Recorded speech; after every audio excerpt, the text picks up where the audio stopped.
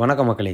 இன்றைக்கி நம்ம வீடியோவில் யாரை பற்றி பார்க்க போகிறோம்னா, என்ட்ரி லெவலில் சின்ன ஆக்டர்ஸாக நடிக்க ஆரம்பிச்சதுக்கப்புறம் சம்பாரிச்சோன்னே ஒவ்வொரு இடத்துல இன்வெஸ்ட் பண்ணுவாங்க. ஆனால் ஒரு சில பேர் தான் தில்லா வந்து ப்ரொடியூஸ் பண்ணுவாங்க. இப்படி ப்ரொடியூஸ் பண்ணுற படமும் திரும்ப கலெக்ஷன் அடிக்கணும் அப்படின்ற ஒரு மைண்ட் செட்டோட தான் பண்ணுவாங்க.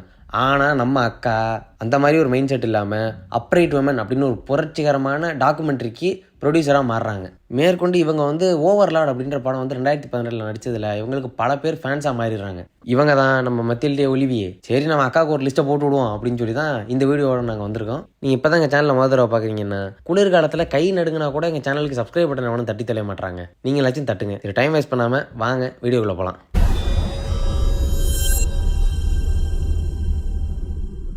நம்மளோட லிஸ்ட்டில் 5வது இடத்தை பிடிச்சிருக்கிறது சிஸ்டர் ஆஃப் த க்ரூம். 2020 வந்து இந்த படத்தை ஒரு காமெடி ரொமான்ஸ் ஃபிலிமாக எடுத்திருக்காங்க. இந்த படத்தோட கதை என்னன்னு பார்த்தீங்கன்னா, ஆட்ரே அப்படின்ற ஒரு பொண்ணு இருக்கா. இவளுடைய அண்ணனுக்கு கல்யாணம் ஆக போகுதுங்க.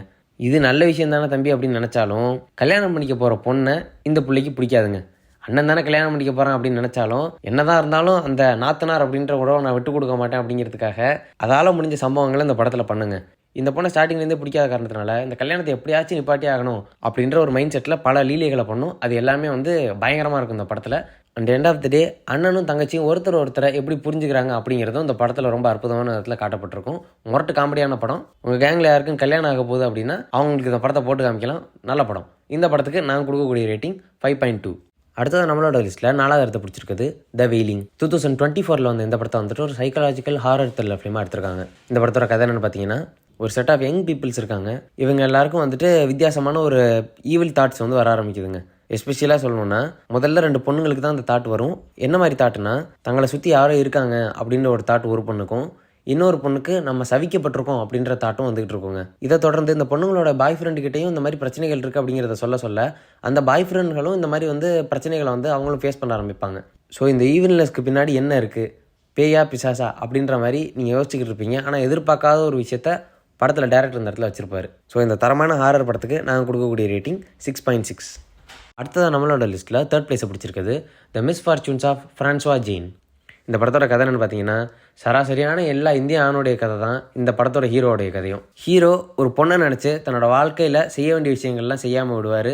அண்ட் செய்கிற விஷயங்களையும் தப்பாக செய்வார். அந்த பொண்ணை எப்படியாச்சும் அடைஞ்சிடணும் அப்படின்றதுக்காக பல விஷயங்களில் ஈடுபடுவாருங்க. இந்த படம் ரொம்ப லீனியரான ஒரு படம் தான். ஹீரோ இருக்கார், ஹீரோயினை வந்துட்டு தான் வசப்படுத்திக்கணும் அப்படிங்கிறதுக்காக என்னென்ன செய்கிறாரு அப்படிங்கிறது தான் படத்துடைய மெயின் பிளாட்டு.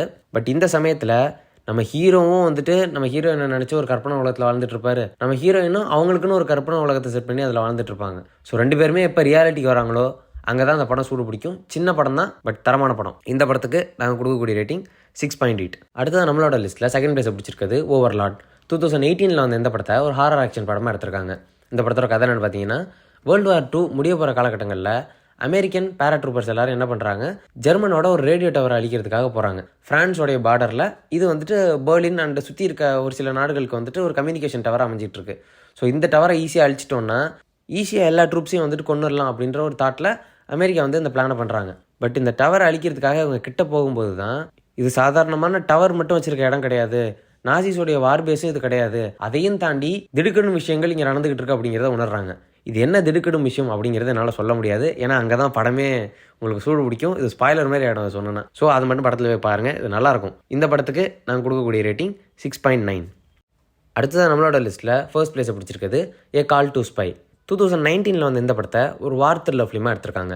இந்த படத்தோட கதை என்னென்னு பார்த்தீங்கன்னா, World War II காலகட்டங்களில் பிரிட்டிஷ் பிரைம் மினிஸ்டர் என்ன பண்ணுறாரு, அவங்களுக்கு அந்த நாசிஸுடைய வார்பேஸை வந்துட்டு ஊடுருவதுக்காக ஒரு சில ஸ்பைஸை வந்துட்டு அனுப்பிக்கிட்டு இருக்காரு கண்டினியூஸாக. இந்த ஸ்பை எல்லாரையும் வந்து இவங்க கரெக்டாக கண்டுபிடிச்சி கொண்டுற காரணத்தினால ஏன் நம்ம வந்து லேடிஸை ட்ரெயின் பண்ணி அவங்கள ஸ்பையை அனுப்பக்கூடாது அப்படின்ற ஒரு தாட் இவங்களுக்கு வருது. இதுக்காக இந்த ஆல்ரெடி லேடிஸை வந்துட்டு ட்ரெயின் பண்ணி அனுப்பிக்கிட்டு இருக்க ஒரு ஆர்கனைசேஷன் இருக்குது. அந்த ஆர்கனைசேஷன்கிட்ட போயிட்டு இந்த மாதிரி எங்களுக்கு கொஞ்சம் ஸ்பைஸை வந்துட்டு கொடுங்க, லேடி ஸ்பைஸ் கொடுங்க அப்படின்ற மாதிரி கேட்டோனையும் அவங்க வந்து ஒரு பர்டிகுலராக இவங்களாம் டாப் ரேங்கிங்காக இருப்பாங்கல்ல, அவங்க எல்லாரையும் வந்து அனுப்பி வைக்கிறாங்க. இந்த டாப் ரேங்கிங் விமன் ஸ்பை எல்லாரும் சேர்ந்துக்கிட்டு ஜெர்மனுக்குள்ளே ஊடுருவும் போது அவங்க பல பிரச்சனைகளை சந்திப்பாங்க. அது எல்லாத்தையும் எக்ஸாக்டாக அவங்க காட்டியிருந்தாலும் இந்த ஸ்பை எல்லாருக்குமே வந்துட்டு காமனான ஒரு விஷயங்கள் இருக்கும். இவங்க எல்லாருமே வந்துட்டு ஒரு பயங்கரமான ட்விஸ்ட் வச்சு காத்துக்கிட்டு இருப்பாங்க அந்த இடத்துல. அது என்ன ட்விஸ்ட் அப்படிங்கிறதையும் படத்தை போய் பாருங்கள். இது நீங்கள் எக்ஸ்பெக்டே பண்ணியிருக்க முடியாது. அந்த மாதிரி வந்து இந்த படத்தில் கொண்டு போயிருப்பாங்க. படத்தில் அங்கங்கே வந்து ஸ்லோவாக இருந்துச்சு, ஒரு சில சீன்ஸ் நல்லா எடுத்துருக்கலாம், கொஞ்சம் பட்ஜெட் லேக் படத்தில், அதெல்லாம் நம்ம பேச வேணாம். படம் நல்லா இருந்துச்சு ஓவராலாக, அவ்வளோதான் நான் சொல்லுவேன். இந்த படத்துக்கு நாங்கள் கொடுக்கக்கூடிய ரேட்டிங் 7.1. ஸோ அவ்வளோதான் நண்பர்களே, இந்த வீடியோ உங்களுக்கு பிடிச்சிருந்துச்சுன்னா லைக் பண்ணுங்கள், பிடிக்கலனா கமெண்ட்டுகளில் கழுவி ஊற்றுங்க. பாய்.